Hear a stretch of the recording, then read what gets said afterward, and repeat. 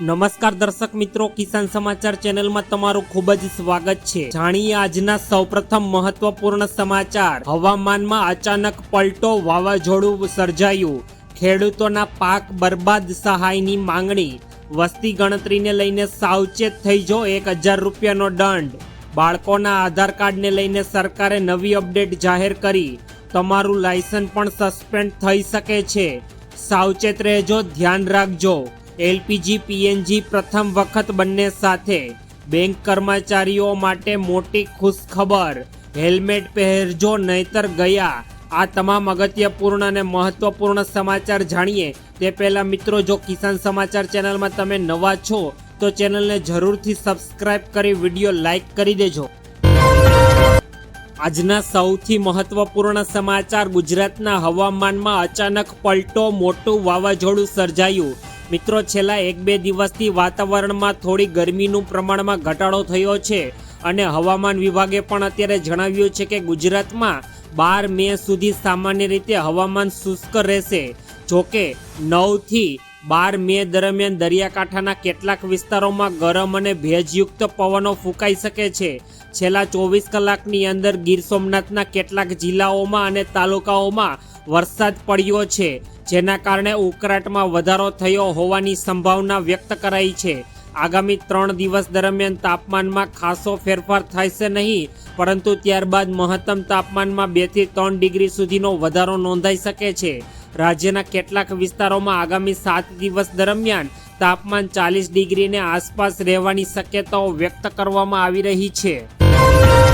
ત્યારબાદના સૌથી અગત્યપૂર્ણ સમાચાર। ગુજરાતના ખેડૂતોના પાક બરબાદ થયા, ખેડૂતો અત્યારે સરકાર પાસે સહાયની માંગણી કરી રહ્યા છે। બનાસકાંઠા જિલ્લાના દાંતા પંથકમાં બપોર બાદ અચાનક વાતાવરણમાં જબરદસ્ત પલટો આવ્યો હતો અને દાંતા, પીપળા અને રતનપુર તથા રસુલપુર વિસ્તારોમાં ધીમી ધારે વરસાદ શરૂ થયો હતો। ભર ઉનાળે અત્યારે વરસાદ આવવાને કારણે ભારે પવન સાથે વરસાદી માહોલ જામતા વાતાવરણમાં અત્યારે ઠંડક તો પ્રસરી છે, પરંતુ ખેડૂતો માટે આ વરસાદ આફત બની ગયો છે। ખાસ કરીને ખેતરમાં ઊભી રહેલો મકાઈ, બાજરી અને ઉનાળુ પાકને નુકસાન થવાની ભીતિ સર્જાઈ રહી છે, જેને કારણે ખેડૂતોને અત્યારે ભર ઉનાળે પણ વરસાદના સંકટને કારણે ઊભા પાકને નુકસાન પહોંચ્યું છે। જ્યારે ખેડૂતો અત્યારે સરકાર પાસેથી આ પાક નુકસાનની સહાયની માંગણી કરી રહ્યા છે। ત્યારબાદના સૌથી અગત્યપૂર્ણ સમાચાર। વસ્તી ગણતરીને લઈને ચેતજો, 1000 રૂપિયાનો દંડ થશે। ગુજરાતમાં 1 જૂનથી વસ્તી ગણતરીનો પ્રારંભ।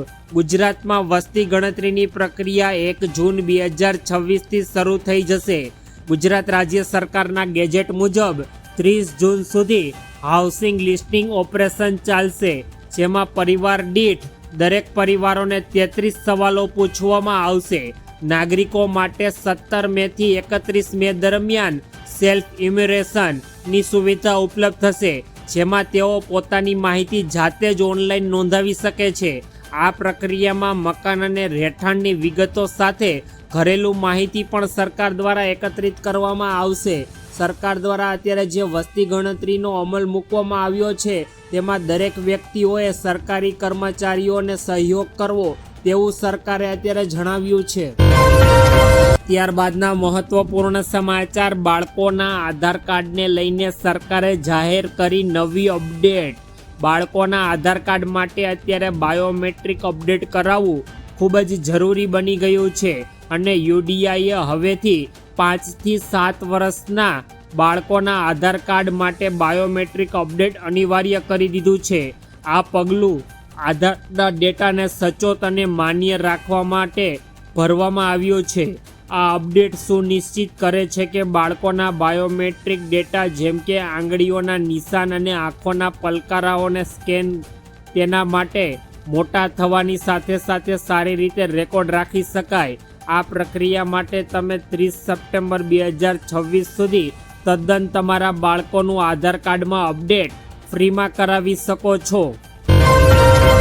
ત્યારબાદના મોટા સમાચાર। તમારું લાયસન્સ પણ સસ્પેન્ડ થઈ શકે છે। રેલવે ફાટક બંધ થયા પછી ત્યાં સિગ્નલ એક્ટિવ થતું હોય છે અને અનેક લોકો ત્યાર પછી જ ફાટક નીચેથી નીકળવાનો પ્રયાસ કરે છે। રેલવે ફાટક ઓળંગવાનો પ્રયાસ કરતા વાહન ચાલકો પર હવે કેરળમાં કડક કાર્યવાહી કરવામાં આવશે, જેમાં ડ્રાઇવિંગ લાયસન્સ સસ્પેન્ડ કરવાની શક્યતાઓ પણ સામેલ છે. આ કાર્યવાહી નવા road and rail self drive હેઠળ કરવામાં આવશે. વોર્નિંગ લાયસન અને બંધ ફાટક હોવા છતાં વાહન ચાલકો ઘણી વખત રેલવે લાઇન ક્રોસિંગ કરવામાં ઉતાવળ કરી જવાનો પ્રયાસ કરતા હોય છે અને વારંવારના આવા બનાવોને પગલે આ એક્શન લેવામાં આવ્યું છે.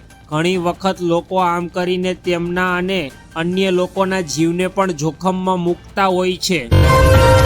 ત્યારબાદના મહત્વપૂર્ણ સમાચાર. દરેક વ્યક્તિઓ સાચવજો, ખૂબ જ ધ્યાન આપવા જેવી બાબત છે.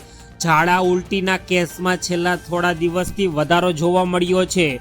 ગુજરાત રાજ્યમાં ગરમીની અસર હવે લોકોના સ્વાસ્થ્ય ઉપર વર્તાય હોય તેવું લાગી રહ્યું છે. કાળઝાળ ગરમીને કારણે રોગચાળો ફાટી નીકળ્યો હોવાના આંકડાઓ પણ અત્યારે બતાવી રહ્યા છે કે ગુજરાતમાં અત્યારે કેટલી ભયંકર પરિસ્થિતિ છે. અમદાવાદ અને રાજકોટ જેવા મોટા શહેરોમાં તો ઝાડા ઉલટી અને તાવની ફરિયાદો સહિત પાણીજન્ય રોગોમાં પણ અત્યારે સતત વધારો જોવા મળી રહ્યો છે. હાલમાં જ અત્યારે સરકારી હોસ્પિટલોમાં સારવાર માટે દર્દીઓની ભીડ હોય તેવા દ્રશ્યો સામે આવી ગયા છે અને વધતા જતા કેસોને જોઈને અત્યારે આરોગ્ય વિભાગ પણ એક્શન મોડમાં આવી ગયું છે અને દરેક વ્યક્તિઓને ઉનાળામાં બપોરના સમયે બહાર ન જવા માટેની સરકારે અપીલ કરી છે. ત્યારબાદના મહત્વપૂર્ણ સમાચાર. પ્રથમ વખત એલપીજી અને પીએનજી બંને સાથે એલપીજી ગેસને લઈને નવો નિયમ લાગુ થઈ ગયો છે. એલપીજી કનેક્શનને લઈને સરકારે નવો નિયમ 1 મેથી લાગુ કર્યો. તમારે સિલિન્ડર માટે ઈ-કેવાયસી વેરિફિકેશન કરાવવું ફરજિયાત છે. જો તમારી પાસે પીએનજી કનેક્શન છે તો તમે એલપીજી ગેસ સિલિન્ડર કનેક્શન રદ કરવું પડશે. આમ ન કરવા પર ઓઇલ કંપનીઓ તરફથી ગેસની સપ્લાય તમારા ઘર પૂરતી બંધ કરવામાં આવશે નહીં. જણાવી દઈએ કે ઈ-કેવાયસી કરવા પર જ તમને સિલિન્ડર મળશે, જ્યારે ઘણા ક્ષેત્રોમાં ઓટીપી વેરિફિકેશન બાદ જ અત્યારે સરકાર સિલિન્ડર આપતી હોય છે. પરંતુ સરકારે હવે અત્યારે એલપીજી અને પીએનજી દરેક ગ્રાહકો માટે બંનેમાંથી કોઈ એક વિકલ્પ પસંદ કરવાનો હોય તેવો આગ્રહ કર્યો છે. ત્યારબાદના મોટા સમાચાર. બેંક કર્મચારીઓમાં મોટો ખુશીનો માહોલ. બેંક કર્મચારીઓનો પગાર વધી જશે. બેંકમાં કામ કરતા કર્મચારીઓના વેતનમાં મેથી જૂન જુલાઈ 2026 સુધીમાં વધારો થશે. મોંઘવારી ભથ્થું 25%થી વધારીને 25.70% કરવામાં આવ્યું છે. કન્ઝ્યુમર પ્રાઇસ ઇન્ડેક્સના આધારે 0.70%નો વધારો આવ્યો છે. આનાથી કર્મચારીઓને ટેક હોમ સેલેરીમાં વધારો થશે. ઉદાહરણ તરીકે 48,480 બેસિક સેલરીવાળા કર્મચારીઓને લગભગ T435 અને 80,560 સેલરીવાળાઓને 719 રૂપિયાનો વધારો થશે. ત્યારબાદના મહત્વપૂર્ણ સમાચાર. હેલ્મેટ પહેરજો નતર ગયા. હેલ્મેટ ડ્રાઈવ સરકાર દ્વારા અત્યારે ચલાવવામાં આવી રહી છે. સરકારી કર્મચારીઓ પણ અત્યારે દંડ માટે રાજ્યની પોલીસની એક મહિલાની સ્પેશિયલ હેલ્મેટ ડ્રાઈવ અંતર્ગત 2 દિવસમાં 107 સરકારી કર્મચારીઓ સહિત 2830 વાહન ચાલકોને ઝડપ્યા છે. ટ્રાફિક પોલીસે તેમની પાસેથી કુલ અત્યાર સુધીમાં 14,18,000 રૂપિયાનો દંડ વસૂલ કર્યો છે.